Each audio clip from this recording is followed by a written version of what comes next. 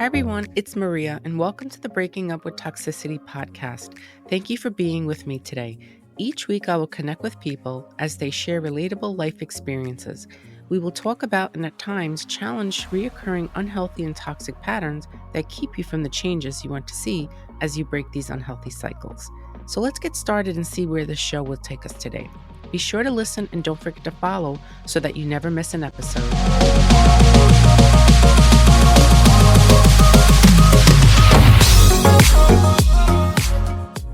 Hi, John. Hi, Maria. How are you? Good. Thank you for joining me today. I'm glad that you're able to be here today. Thank you for having me. Okay, Yeah, John, today we're going to talk about what it's like dating in today's world. What it's like social media, online dating, whatever platform. So, what challenges have you incurred? What have you experienced out there? yeah. Ultimately, I think the number one thing for me was I was kind of in that little brink of, hey, you still had to approach girls, you still had to, introduce yourself to them, whether it was at high school, college, bars, clubs, and whatnot. And then all of a sudden, it just kind of flipped and changed. And all of a sudden, Tinder, Hinge, Facebook dating, all these Oh, other, wait a minute. Facebook dating? I didn't know there was a Facebook dating. oh my goodness, are you kidding me? I probably get an ad about like once a week about Facebook dating. Um, Okay. it's interesting. It's definitely interesting. But again, you see all these other places, Bumble as well too. I think Hinge has the market that pretty much says it's the app that is made to delete. Um, Notoriously, there's also Instagram, Snapchat as well too. But in theory, if you go back 10 years ago, and I was prime time in college, I'd say the number one way how you met somebody was whether it was at class, the library, believe it or not, and Right. especially going out to a bar like so many of us have gone and done so. What are the pros and cons of this? What have you experienced? So what I've experienced is, again, you kind of look at the user's profile, right? So you're looking based off of their visualization to what they want to impose on you. So you don't really know set angles. Maybe some person only has just headshots. You don't know how they look from the head below. Things could get a little bit tricky, and then you could get into stalker status over there, and then you're starting to look them up even furthermore. Google is one hell of a thing. Again, it's not just social media. People have even talked to one another on LinkedIn as well too. So I've seen whether it's from cousins, friends. You've seen the occasional person that has pretty much reached out to them on any social platform. I mean, it is 2020 at this point. Right. On these platforms that you've tried whenever or whatever period in life and you've met these people, what were the what did you find were the most challenges that you encountered that you weren't expecting? And how did you deal with those? Oh my goodness. All right, so horrible story, but Instagram has got to be one of the biggest catfish places of the world. Okay. Um, I say that because there's plenty of photo editors and whatnot out there. Again, it's even for myself as well too. You always want to post the best picture, the best angle of yourself, right? But again, it comes to the point of you meet up with somebody and they look something completely different, almost as if it's like that MTV show Catfish that was on, so long Mhm. ago. Mhm. But again, when the picture and the face doesn't really align, and that's happened before, believe it or not, to myself, to a bunch of my friends, whether it's guys or girls, and it's just kind of like, well, who am I actually sitting across from? Is this the actual person? Is it their friend? Am I getting a prank on? That's happened as well too. What have you done when that happened? What's happened? Yeah, that has happened to me as well too. Somebody wasn't necessarily what they kind of sent out there, and I, respected it as much as I could. I was like, all right, well, so this is you. Yeah, yeah, yeah. Okay, well, no problem. Went about it.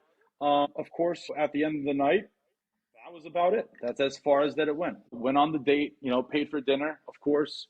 That was pretty much it. Got to know them right there. Oh, this is, again, it's social media. You really have to go and see them. I guess that first date, that first try, that introduction, and you have to go from there and ultimately say, hey, do I want to, proceed with this or not? And I think that's where maybe one side can see, hey, look, I really like this person, or I really like this person's attributes.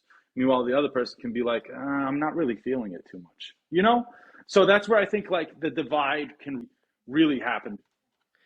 Well, based on some of your experiences on there, did it deter you not to use these sites?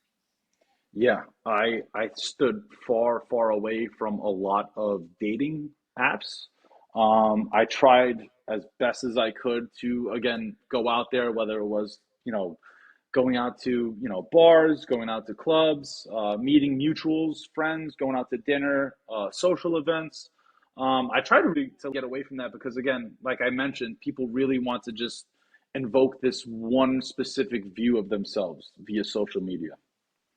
That's what makes it challenging. I don't know, the last couple of weeks I had seen several posts about one was particular about a woman who had gone on a date. She had met somebody on Hinge, Hmm. and I think it was during the date or after the date where the gentleman actually told her, he had a good evening over dinner, Hmm. but that she didn't meet his qualifications and that it was about her weight. She was overweight. Well, Got this you. this woman then reached out to some sort of relationship coach and had posted in the New York Post, basically slamming this guy for making those comments. Now, one can say, well, maybe he needed to be kinder in his choice of words. However, at the same time, it was almost like he was being penalized because he wasn't allowed to have a preference.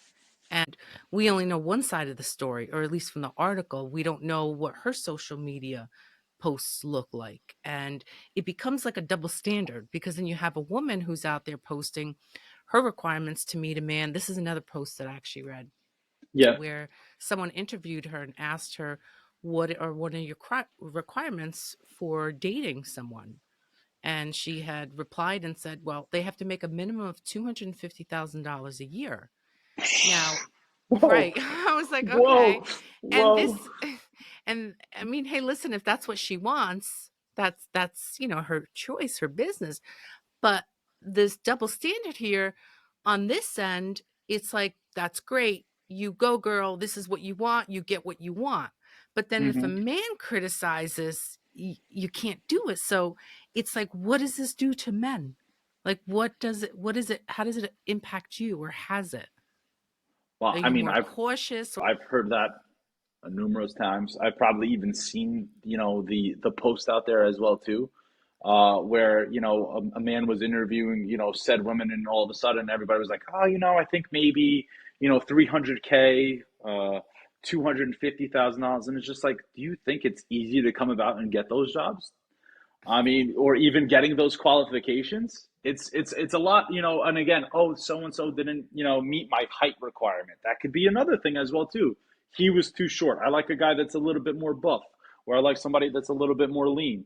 I think guys are always kind of more or less scrutinized than women, whereas guys will kind of look at her, a girl and be like, hey, pretty cute. And then you start getting talking to them and whatnot. Whereas a girl will already have a checklist in her brain and be like, all right, tall, yes, short, no, fat, yes, Right. skinny, yes, and it's this whole checklist because I feel like almost as if there's a competition, and there could be a competition with whether it's in their friend group or their family group, whatever it might be. It's like, oh, I've snagged the guy that's making the most money out of the group, or of some sort, just for an example. But I have definitely seen that as an issue with a lot of friends and family members. Well, relationships haven't gone further because of the whole financial aspect of things. People don't want to be at that starter level. I mean, what started having security is one thing, but based on presentation of what you have to that's your worth, that's your self-value to Hmm. others, how you value yourself. But when it comes to recognizing and knowing the impact that it has on people, it's where does someone draw the line? Where do the double standards start to somewhat be aligned with each other and not have it, well, it's okay for a woman, but it's not okay for a man, and vice versa. It goes both Hmm. ways. I agree. I like brunettes, right? So I always kind of lean toward that way. Okay. Whether it was slim, thick, whatever it might be, whatever, right? It's what your personal preference is. But again, back to that guy with the article, if he specifically was not into somebody of her body type, I mean, I can't really blame him as a guy, right? I mean, you like who you like, and that's kind of what it comes down to a little bit, I think. Right. I did find it very interesting. And I also wondered, I wonder what it would be like if it was reversed.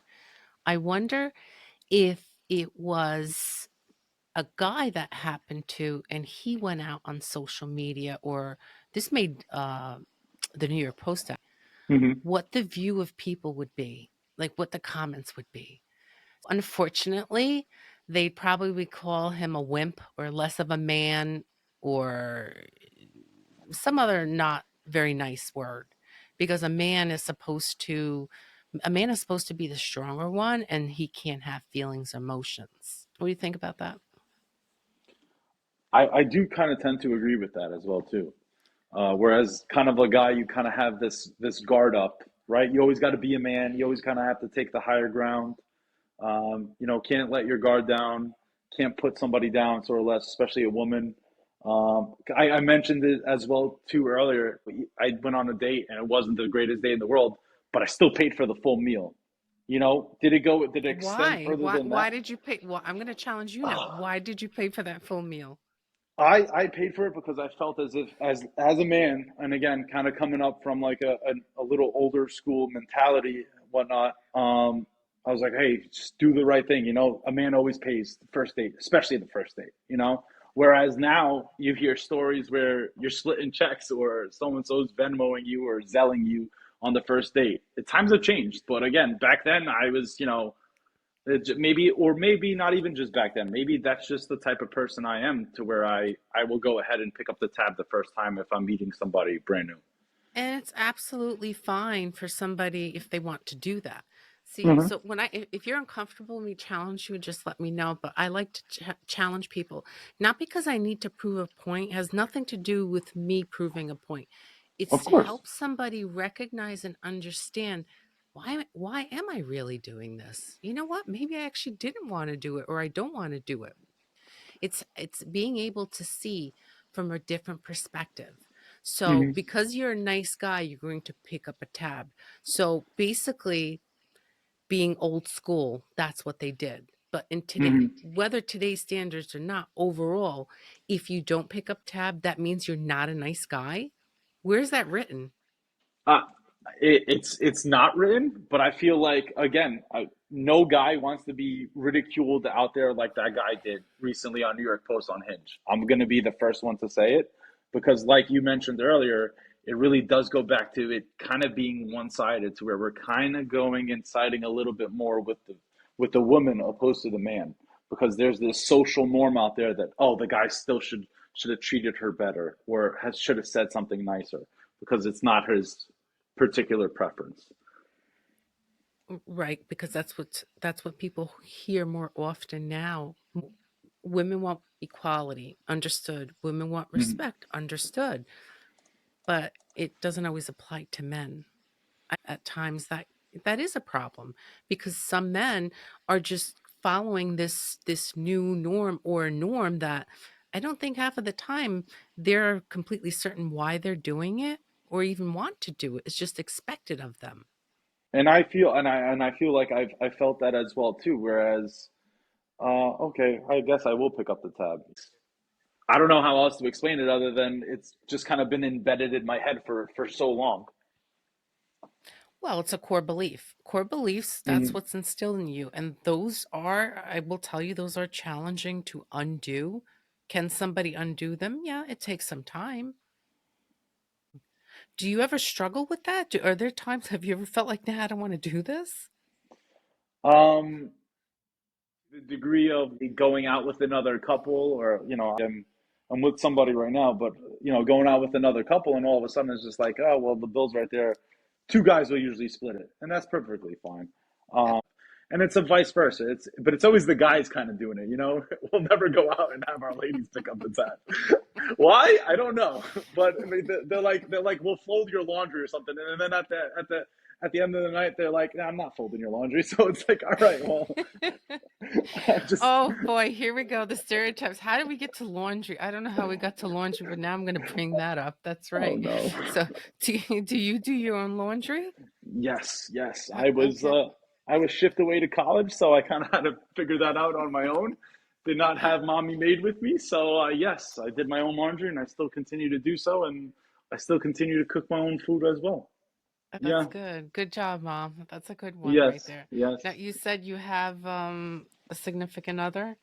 Yes. Yes, I do. Okay, and how did you two meet? We actually met off of Instagram, believe it or not. Okay. Okay. It's very interesting, very very interesting. This is somebody to which I thought was absolutely beautiful. Did not give me the time of day for about 2 years, believe it or not. Um, So you reached out to her? yes, I did. Yeah, of course. Okay. And then I believe it or not, I was like, "Ah, man, this girl's never gonna answer me." But I was never persistent to the point where it's like, hey, hey, hey, that just is not how Like it's gonna work. stalking her? Yeah, yeah, that's never gonna work. But again, I was always just like, wow, this girl has always caught my attention. I always thought that she was beautiful. What I saw from her post as well too is like, she had a personality. It wasn't just, oh, a picture, a selfie of myself. But again, it was, a meme here or there, something that could make somebody laugh. Because I always do enjoy a good laugh. And that's kind of how our conversation started. It started based off of a COVID meme, believe it or not, and went from there. And we've been dating for over 3 years now. Oh, Yes, congratulations. So that worked thank you. out. It did work out. It did work out. But again, she's kind of picked on me. She was like, "Hey, you remember when you me and I didn't give you the time of day?" I was like, "Yeah, I know." So how long do you feel, well, so how long messaging her before you met? Well over a year. I want to say almost to the 2 year mark. And I tell her all the time too, whenever she tells me that she was blatantly ignoring me. I was like, I almost unfollowed you. I was like, I didn't get any interaction whatsoever. I was just like, I'm shooting, blanks over here. There's no way this is ever happening. So I ultimately, I don't know what it was, but something just kind of drew me to there. And I was just like, I think I need to just reach out to her at this specific moment right here. So I did. One conversation led to another. All of a sudden, we're on the phone talking literally up until 3 o'clock in the morning. I'm like, oh my goodness, this is unbelievable. I don't think she had that kind of wow moment just yet. But then, of course, we get to know somebody a little bit better, really start to pick up on each other, on our vibes and whatnot.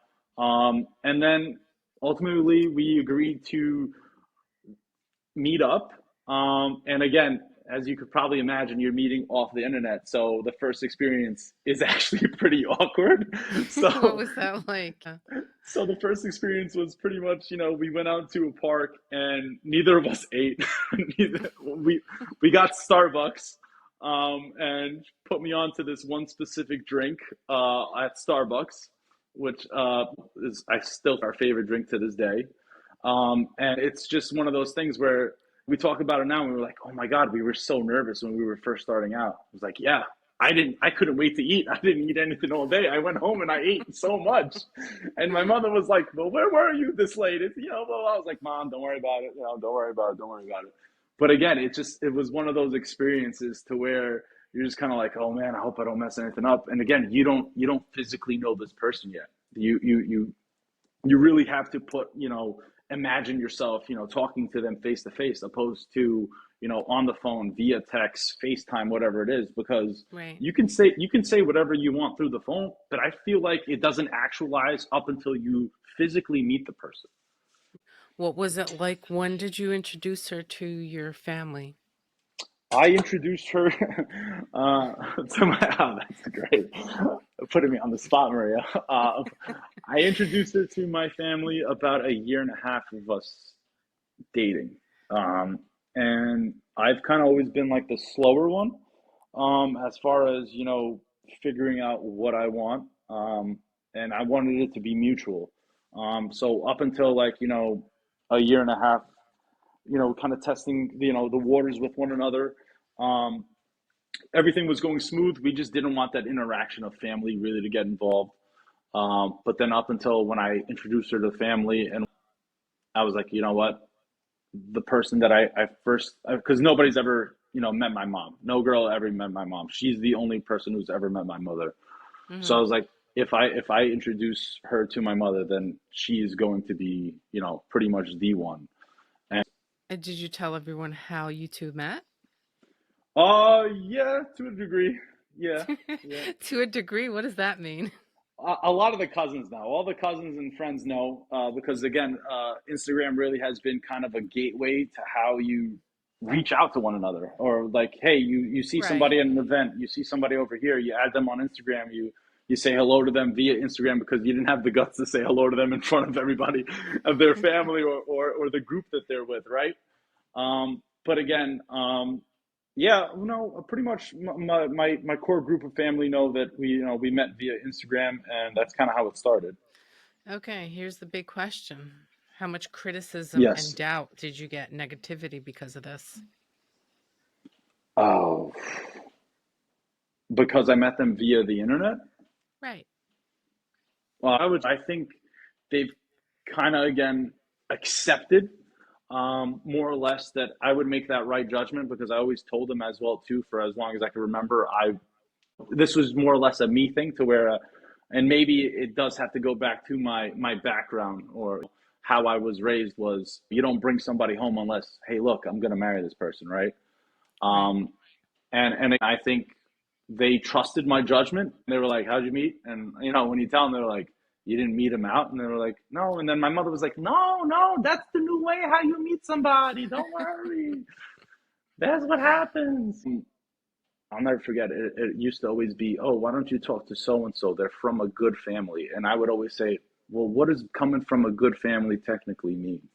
Right. Maria, what does Hmm. coming from a good family mean when, they probably have some sort of, issues, because they're good family. They are set to set standard that, hey, maybe they don't want to be with said person anymore, right? Right.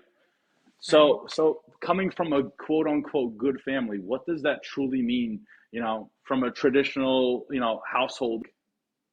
Well, we don't know. I mean, of course, different generations had very different upbringings, and what was important to them and what they felt was important is very different for the younger generations. True. I completely agree with that. I just always felt I had to break that norm, to where it was kind of like, all right, well, you know what? I think I'm going to go and choose who I kind of want. And I don't want anybody's, technical opinion, or somebody to say, oh, well, I set so and so up. Kind of always kind of been a lone wolf in that kind of sense. Do you feel that the both of you are supported or you're less supported because there wasn't involvement from family members? I think we're very supported from both sides of our family. Okay. The support behind it is amazing. Okay. Well, I'm glad to hear that. That's good. What challenges have either one of you Either one of us experienced? experience. Have you? I think the biggest challenge was, eventually telling our parents. I think it was oh, are they going to like us because you're from this region, I'm from over here? How are they going to perceive me as a person? How are they going to perceive you as a person? Because especially when you're with somebody for, let's say, a year and a half, over a year and a half, you don't, and it's just you two together without that family involvement. You don't know what the criticism technically is going to be. So it was scary. It was scary, to be honest with you, to see what, your mother, your father will say about them. Right. You just made an interesting point with that family criticism. That is something that I think many people do think about, but they don't think about it at the same time too often because nothing has been really set yet. Based on tradition of what you've seen and grew up in and what's familiar with you, what would you do differently moving forward with this relationship? If I could go back, I probably would have been even more open at the beginning. not been afraid to bring, her around. I would have, told them straight up, hey, look, this is who I'm talking to, and this is what, they are. This is what they do. I technically wouldn't, beat around the bush or say, hey, I'm going out, and I not give two licks or two words behind that. They Right. wouldn't. They'd ask me where, I'd just be like, I'm going out, and that's about it. That's all that I would kind of say for the Mm. longest time. And if I could do things differently, it would probably just incorporate, hey, look, hey, this is who I'm talking to, and it probably would have sped up a lot of things else faster as well too. So I think this is something that we could delve into and understand. Why did you hide all of this? What's Uh, that all about? That that has to do with upbringing, correct? yeah, well, I mean, Maria, to be honest with you, I never even saw my uncle date his wife. I never saw any of them date their wives. I saw two uncles get married. I never seen them with them. I never seen them at any of the a million gajillion baptisms, communion, confirmations, weddings we ever had. It's always been kind of like, oh, I just got engaged, or oh, I'm getting engaged tomorrow to X, Y, and Z. I saw that with cousins as well too. So it was just kind of like, me. I do believe it is an upbringing. That's part of the reason why people put things on hold, or I, it's having Yeah. that will to step out of comfort zone, and it's absolutely breaking cycles. Hmm. Yeah. I definitely was a little scared though. I was worried. I was worried to see what everybody would say. And I think the number one thing was, "Oh, do you like her? Oh, do you like her?" And then I'll never forget, my father was like, "Why do I have to like her? You have to like her. Who cares? Do what you," he goes, "It's your life, right?" I was like, Right. All right. I was like, but if I wanted to come back and tell him, be like, hey, you didn't like so and so. I didn't want to bring that up, Right. Well, but I didn't want to bring even that into his ear. So I you bring some good points up where growing up in your environment, you witnessed, you heard, you experienced something that's so different today, but it's still mhm. embedded in you. Yeah, It's yeah, hard, even though that's a way that you wouldn't never want to live or to do, to undo it. It's a process. It takes time. yeah, for sure. We are boyfriend and girlfriend. Uh, she's been around more than I can say most of my cousins' wives, or some of my uncles' wives, or my aunt's husbands, or whatever it might be. Um, I know I didn't break it in one specific way, obviously, but to some degree, I feel as if I kind of did, in the sense that she is the girlfriend and she is coming out around family members, friends, a little bit more than without having that marriage agreement as well too, to what I've kind of seen growing up. Different times. Yeah, yeah, I think so. Look, listen, I hope you have kids. They're open and say, hey, look, mom, dad, I want to bring so and so over the house. They're my boyfriend, they're my girlfriend. Come right for it. With that said, here's a question for you to think about. And next time we talk, we can have a discussion about it. What cycles do you still need to break that you have recognized? Either you want to or are working through. Okay. All right. I will definitely keep in mind that thought. All right. Thank you for joining us today and being part of the show. In this episode, I spoke with John. We learned about John's views and experiences in the online dating roller coaster, the misrepresentation from people, the double standards that still exist today, and how these challenges led to him recognizing that he's breaking cycles in a traditional family upbringing while trying to respect family values and expectations that align with his values. So join us next week as we follow John and shed light on the complexities he faces while he's navigating the clash between traditional values as he seeks a path that aligns with his cultural background and his modern day values.